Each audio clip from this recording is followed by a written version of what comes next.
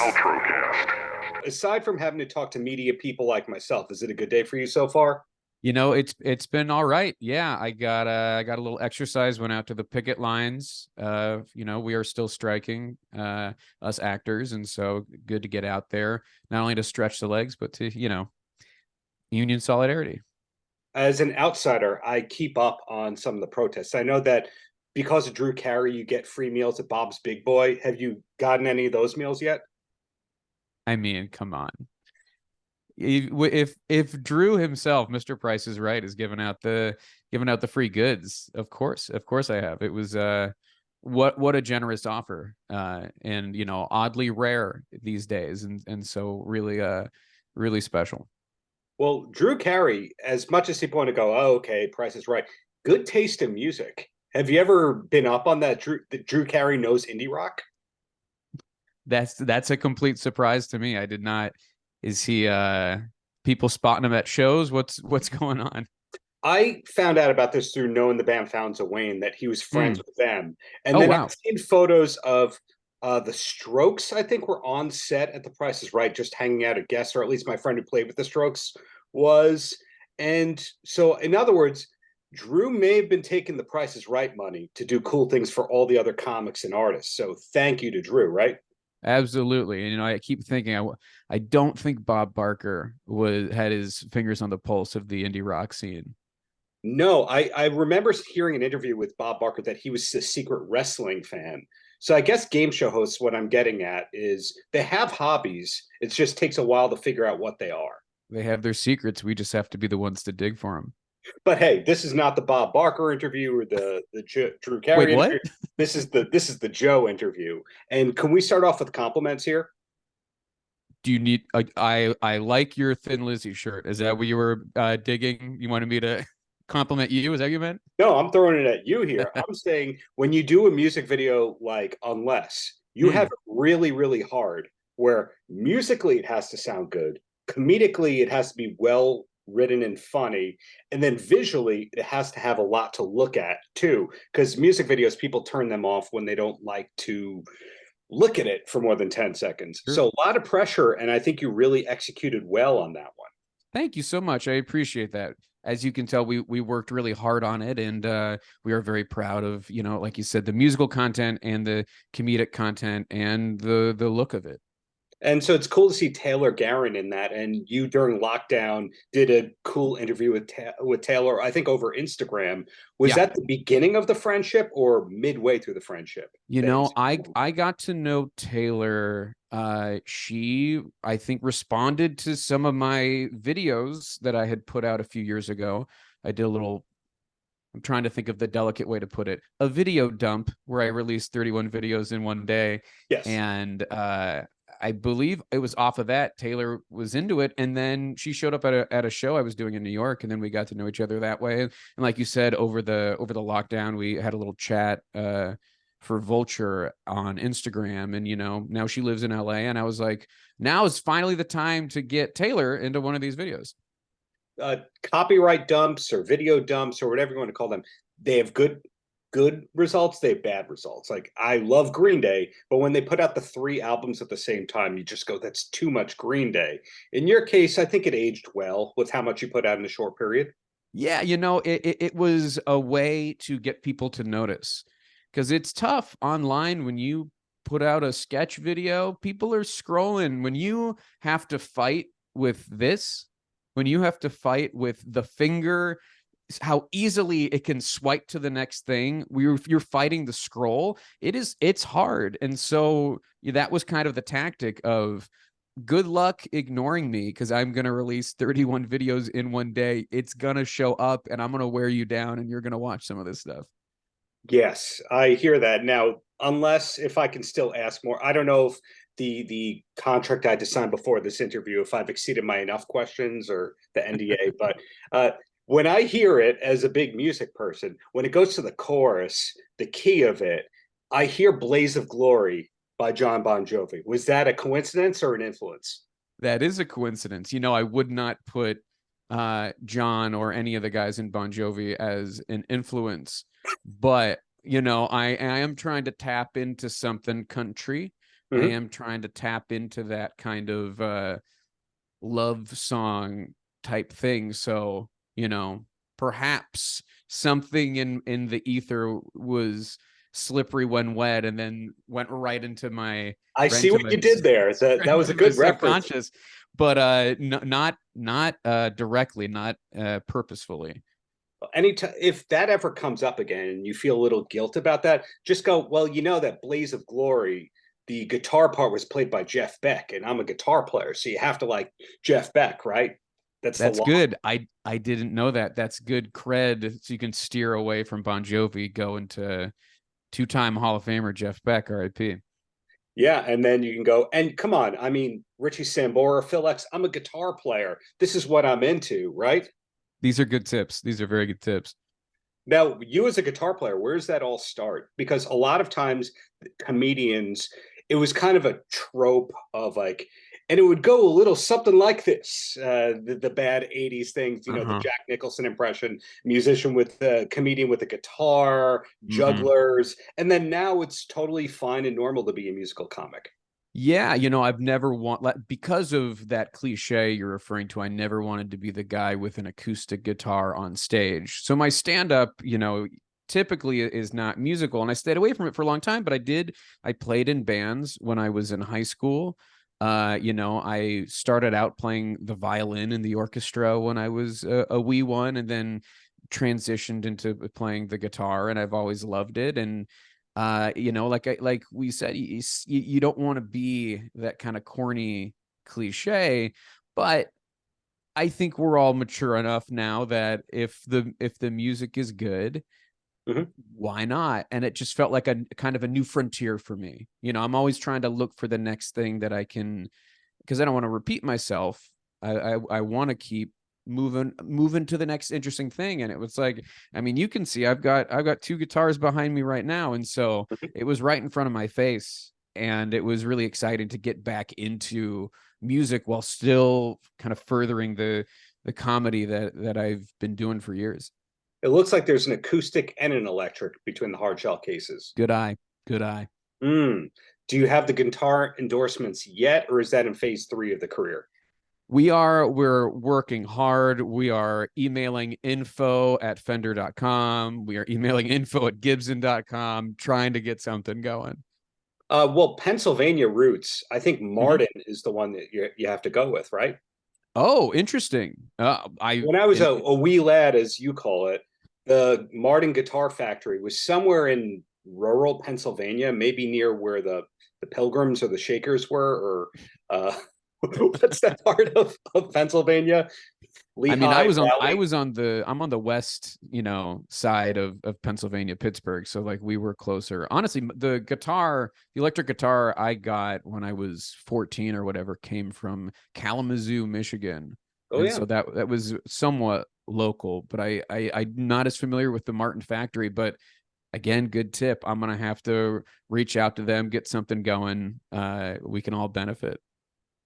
Pittsburgh is one of those cities where if you're a New York piece of trash like myself, you don't really realize all the cultural contributions to the world that came from Pittsburgh. And then when you put it together, you go, wow, okay, all the main horror people there, lots of directors, lots of movies were made there. At what point did you go, okay, I got to get out of here, but be super proud of Pittsburgh and reference it in every conversation? Yeah, it's like you said, George Romero. He's a king of Pittsburgh. Then you've also on the flip side, you got Mr. Rogers, right? You've got two ends of the spectrum: nicest guy, scariest guy. You got Warhol, who tried to make people forget he was from Pittsburgh because he wanted to be New York all the time. But yeah, Pittsburghers don't forget. I love Rusty Kundiev. Donnie Iris. Donnie Iris and the people Cruisers. Talk about? But yeah, no, I left Pittsburgh to go to college and, to pursue comedy. God bless all the people making art in Pittsburgh. But when you want to pursue it seriously, you gotta make it to the bigger cities. But what you said was important. You can't forget your roots. I try to go back there and do a show as much as I can, and I always have a blast. aren't there a lot of comics originally from there? Dennis Miller, I know, was Michael Keaton a Pittsburgh guy? Yeah, Michael Keaton is a Pittsburgh guy. Dennis Miller's from a place called Castle Shannon, which is in the Pittsburgh area. You know, it's funny. Dennis's brothers are in the business. You know, one Yeah. of his brothers runs the Mosaic Management Company, and yeah, you know, Anthony Jeselnik, John Daly. There's a bunch of guys. It's funny. Most of those guys did not start technically in Pittsburgh, though. It's like they're from Pittsburgh, raised in Pittsburgh, but then they usually start somewhere else. Got it. So hence why you are an LA person forever and ever. Unless some New York job comes calling, I'm probably going to be in LA for the time being. So I've spent about 70% of our conversation talking about unless about 20% on Pittsburgh, 10% on Price is Right hosts. So tell me what's going on and what's coming up. I mean, this is the time of year when people wind down, but then they start planning for 2024. Are we allowed to know what's coming up for Joe? Well, you know, the album is we're still kind of in the full swing of releasing music videos. You know, we've got one for a song called Low Stakes Dreams, which is a pop inspired song about how my dreams are really boring. It's true to life. And so we've got a great video of that coming out very soon. And so keep your eyes open for that and other music videos. You know, that's kind of my background is making videos. So of course, when I release an album like this, we are going to be having a bunch of videos and maybe even some videos for songs that aren't on the album, maybe some bonus tracks, things like that. And so we're excited to just keep revealing new stuff to kind of complement this album that we're really proud of.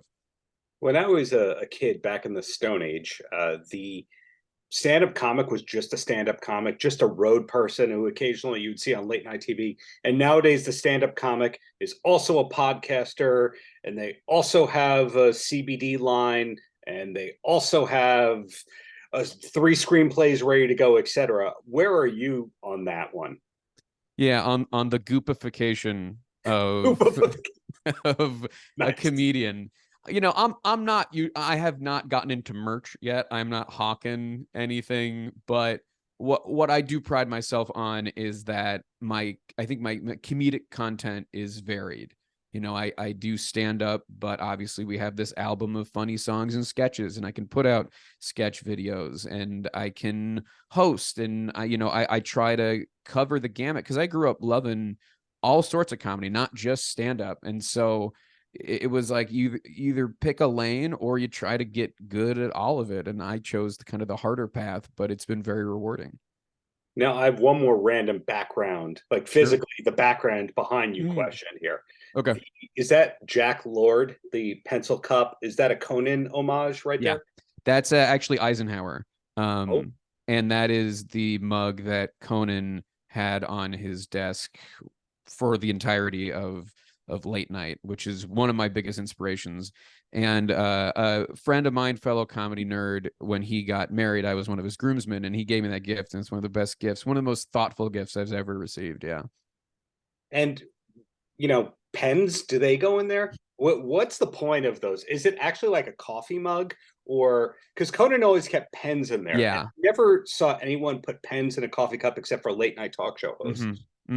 Yeah, I mean, I've got a few highlighters there. I've got a Sharpie, maybe a stress ball. I can't imagine just looking at the way the hat is positioned, like to drink out of it, I think would be a mess. I'd get Eisenhower's brains all over my shirt. And so yeah, it is a pen receptacle for the time being. And then condolences to having the same bookshelf of the lopsided stack thing that looks like it's going to fall over. So yeah, right. The precarious book stack that is actually very specifically placed so that it's not going to fall over, but it looks like it might. Well, 2 quick questions and then I let you go because please, yeah, the fake news media wants to talk to you today. I mean, it's amazing. The first one is, what's your home comedy club? Oh, that's a good question. You know, the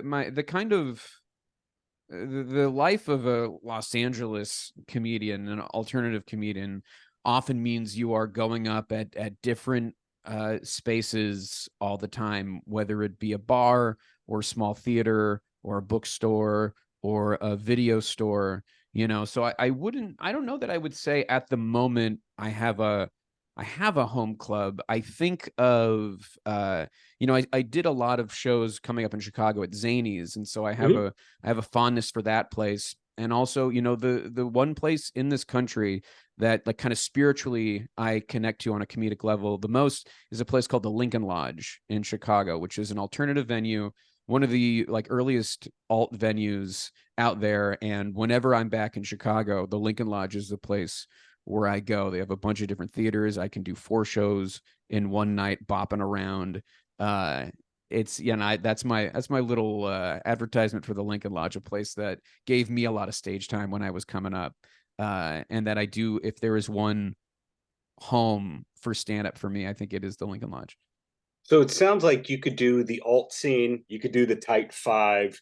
You're just ready for whatever the setting or crowd is. You kind of have to be, you know, and without compromising your ideals. You know, I always felt like I was just weird enough for the alt scene, and just accessible enough for the club scene. So the clubs were like, who is this weirdo? And then the shows in the back of a laundromat or whatever are like, who is this normie?